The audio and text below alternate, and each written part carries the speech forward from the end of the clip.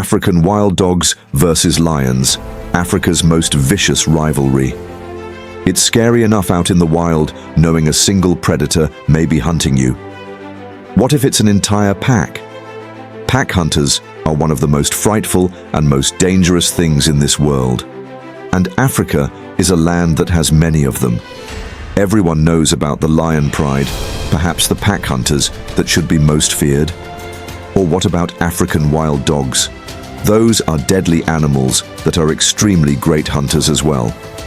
But forget about which one should scare you more. Is one of them more scared of the other? If it was a pack of African wild dogs versus a pride of lions, who would win this ultimate battle of dogs versus cats? Lions. Some think the lion is overhyped, like it isn't one of the most ruthless killing machines on planet Earth. Their exploits may be covered more than any other predator, but for good reason, you should believe all the hype. We're going to break down for you why a lion isn't the most fearful big cat in the world, but lions are the most fearful big cats in the world. We promise that statement will make sense in a moment. And by the way, is the same perhaps true with our other competitor when it comes to predators of the canine persuasion? To start off with lions, among all 7 big cats in the world, they are the second largest, only smaller than tigers. Tigers have them outsized by a bit, and thus are stronger. Lions are faster than tigers, but they aren't the fastest big cat. They lose that match to cheetahs and snow leopards and find themselves in a tie with jaguars. And while the bite of a lion is devastating, it pales in comparison to the bite force of a tiger or a jaguar. Lions are agile creatures, but not quite as agile and athletic as the tigers that love to climb trees and stalk their prey from on high. So, doesn't it seem like the bigger, stronger, more agile tiger, albeit slightly slower, but also with more powerful jaws, is the bigger threat than the lion? Yes, it does. Now, don't make the mistake that the lion is small potatoes. For instance, the tiger's bite force is 1,050 pounds per square inch, while the lion's is 650 pounds per square inch. That does not mean a lion's bite does not hurt.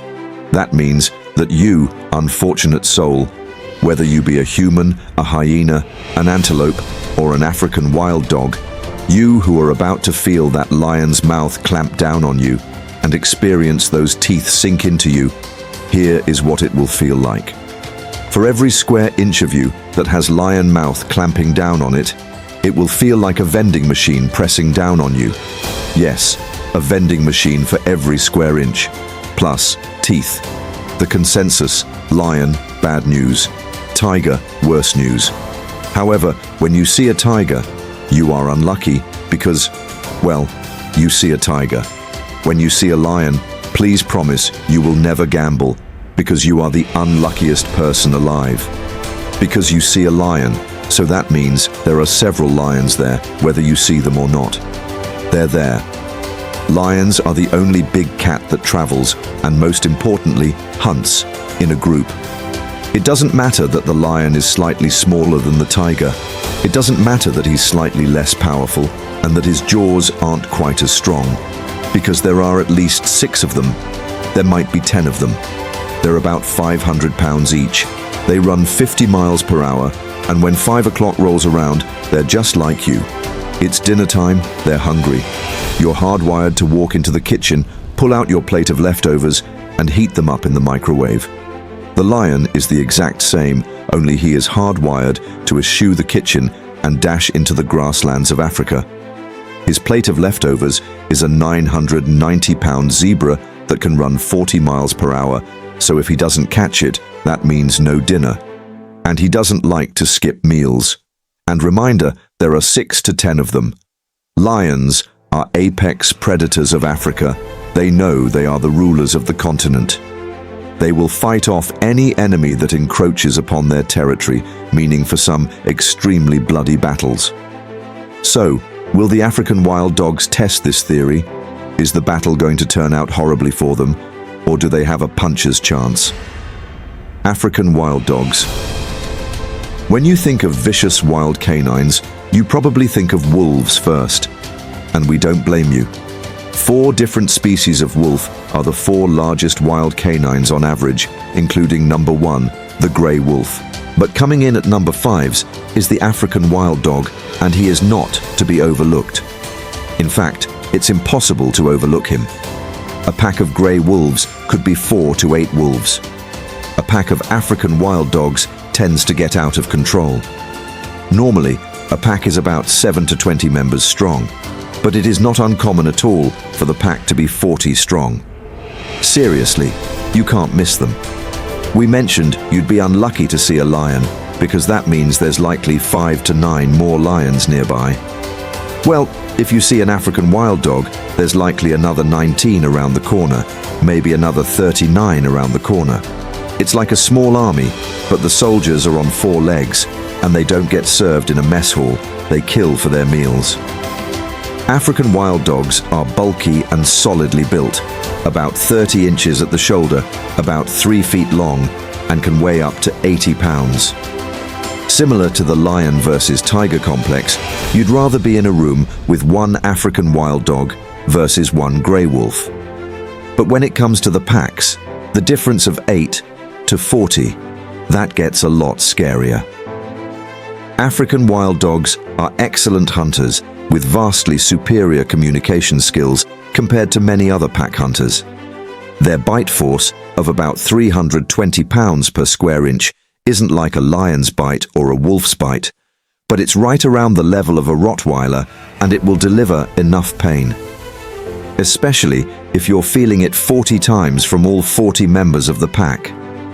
African wild dogs are ruthless, often chasing their prey to point of exhaustion, jumping atop it, and then all the dogs latch on with their mouths and pull the prey apart.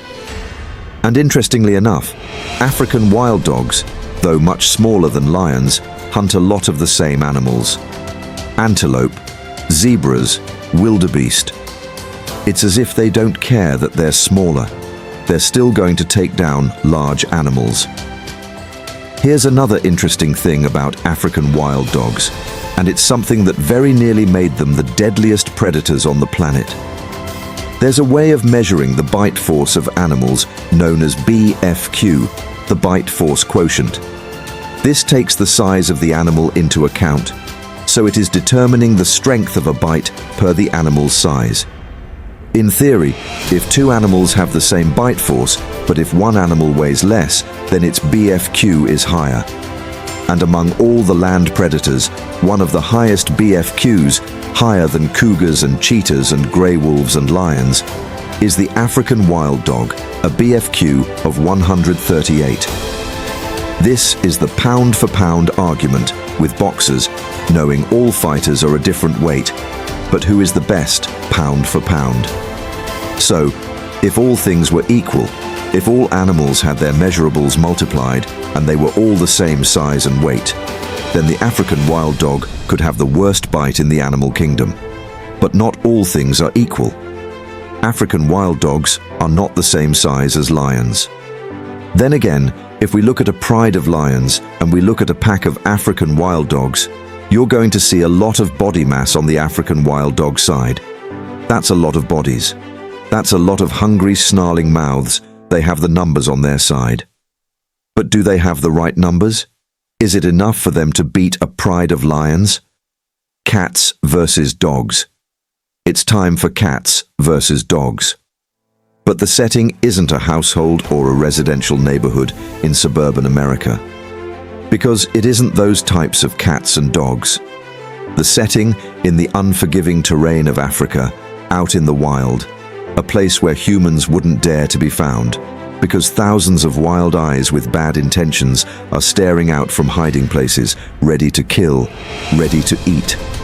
And our pride of lions comes walking up to the scene, and their dozens of eyes have spotted the dozens of African wild dogs sauntering up to the same spot.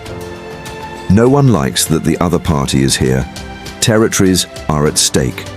The one way to claim the territory back is to rid it of the opponent by any means necessary.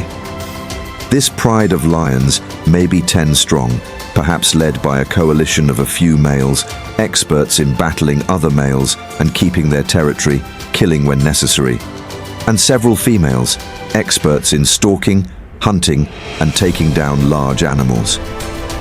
The African wild dogs are smaller, but they outnumber the lions easily, 2 or 3 dozen of them.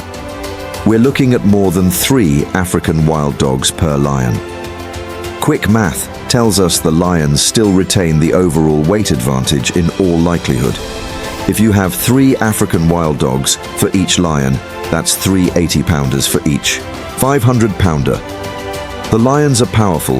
If 3 African wild dogs attacked each one of them simultaneously, the lion would still have an excellent chance of fighting all of them off. But African wild dogs are intelligent.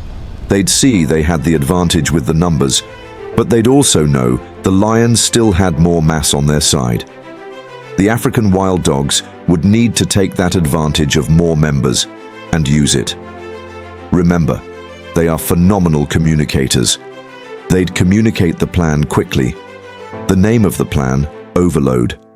While several African dogs distracted several of the lions, many of the dogs would single out 1 or 2 of the lions. 10 dogs per lion, completely overpower them. 10 dogs per 1 lion, the lion would have next to no shot of making it out of that one alive.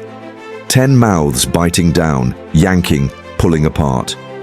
And soon, the lions would be down from 10 to 8. And the African wild dogs could implement the plan again and again and again until the numbers of the lions kept dwindling. So, Plan Overload would have an excellent possibility of working for the African wild. That BFQ would work in their favor if they were the same size as the lions. And though they are not, if you stack up multiple dogs together, they are larger than the lions. What's a lion to do if he's getting bitten from 10 different angles? But there are 2 things to note here. 1, the African wild dogs need to execute this plan perfectly, because if they don't attack simultaneously, the lion will be able to pick each one off with ease.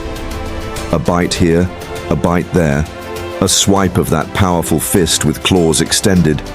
Don't give the lion time to go at them one at a time.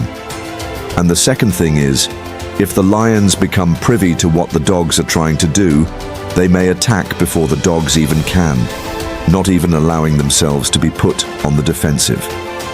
A lion pride is a feared thing for a reason.